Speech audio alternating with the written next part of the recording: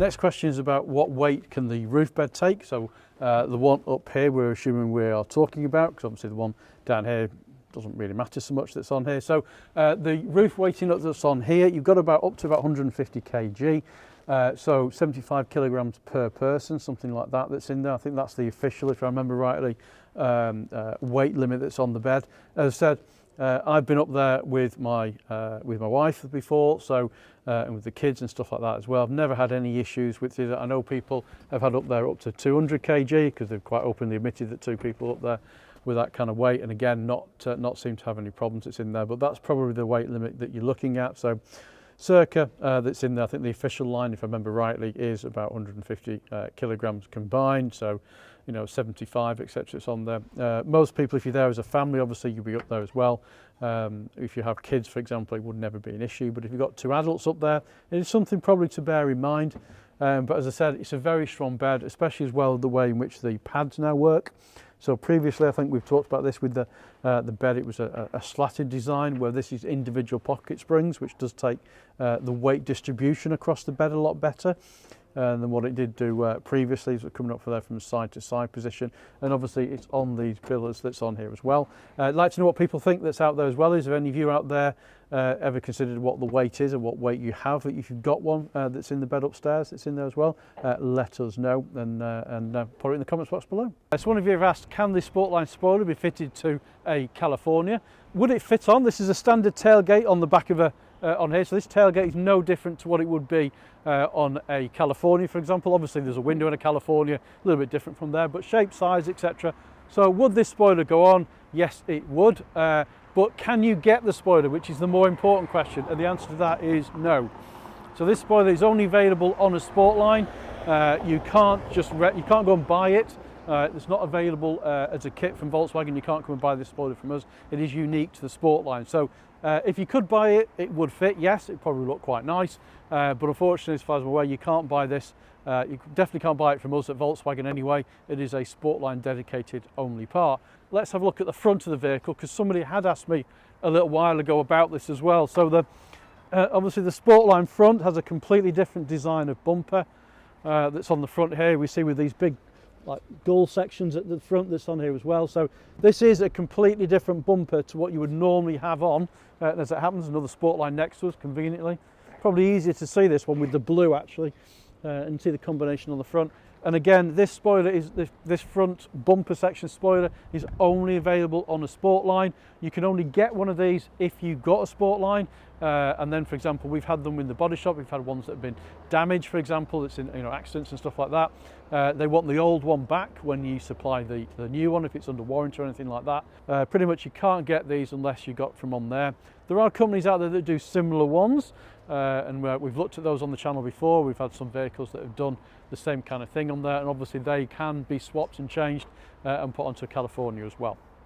And then the final one is asking about 20-inch wheels. So we're just going to go and see if we can find a vehicle with 20-inch wheels, and I'll explain that to you as well. So 20-inch wheels is quite a popular upgrade on things like the panel vans and the combis.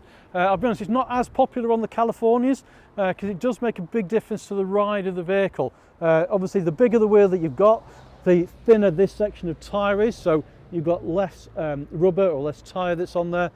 So it does give you a lot firmer ride, a lot bouncy ride, if that makes sense, that's on the vehicle. So personally, I'm not a huge fan of going this big on a California. I just think, I mean, it does look good, no admitting from that, it does look good, I think, but I'm not sure about how it drives after you've actually done that on there.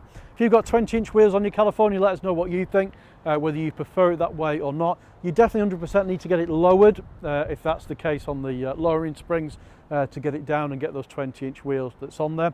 But the question was about modification. Do you need to modify anything to get those 20-inch wheels on? So a lot of it does depend on the tyres you've got. So a California is a T30, so a 3-ton vehicle, and you have to match the rating of the tyres for that particular vehicle when you put 20-inch tyres on there. And there is a difference, because a lot of these 20-inch tyres, for example, that you'll see on the conversions like this vehicle, will be designed for something like a T32, which is a 3.2-ton vehicle, which needs different type of tyres, because the load rating on those tyres has to be different to that one as well. So there is a few things to consider between a T30 and a T32 when you are putting them on. So that's one thing to consider with 20-inch wheels. You need to make sure you match the tyres, so you get the tyres and the wheels correct, so you're actually road legal and you've got the correct weight rating for the tyres that's on there as well.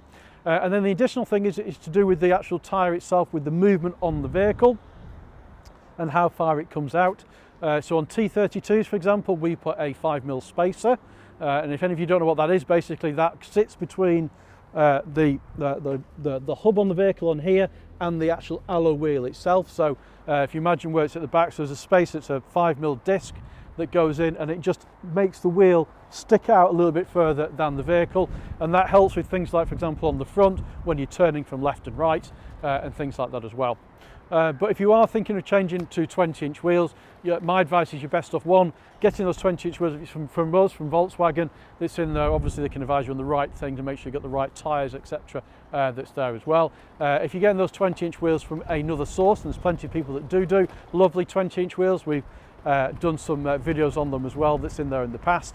They'll be able to advise you on that particular one for your particular setup that you've got on your vehicle with your particular tyre match as well, to make sure that you're keeping all those things within the legalities of the vehicles as well, because your tyres can't extend past the width of your vehicle either as well. So when you're looking down the side of your vehicle, the tyres need to be within the arches, they can't be sticking out. As I said, for me on a California, I'm not a huge fan of those 20-inch wheels going on there, because I do think it just affects that ride a little bit more and the comfort that's in the vehicle as well that's there. But you let me know what you think. Some people don't mind that, they do like it. So just as an example, this one's got the 18-inch Palmerston alloys. We love these alloys, I think they look really smart. But obviously this vehicle's not been lowered. You can see there's plenty of clearance that's on there on both on the front and the rear. If you went bigger than that 18, you're definitely going to need to lower it. It's quite good. 18-inch and lowering the vehicle makes a big difference to the ride of the vehicle. We've talked about that before, but with the 20s you really do need to get that lowered down for that size of wheel. But as you can see, that's as it comes from the factory. Looks really good. And then if we turn around this way, mention the Springfield alloys to you. So this one has got the sports pack on, which the sports pack comes with the 18-inch Springfield alloys as well. And we'll finish off today's video outside with the trusty old 17-inch Woodstock wheels. Favourite of mine, pretty much put these on every vehicle we order for stock. I just think it's a nice combination and goes well with all the things that's on there as well. So that's the end of today's Q&A session. Keep those questions coming. We'll do another one of these soon once we get a few questions that's in there. If you've enjoyed today's video, give us a thumbs up, give us a like. If you don't subscribe, hit that subscribe button for more content and you'll see it when it comes through, and we'll see you next time.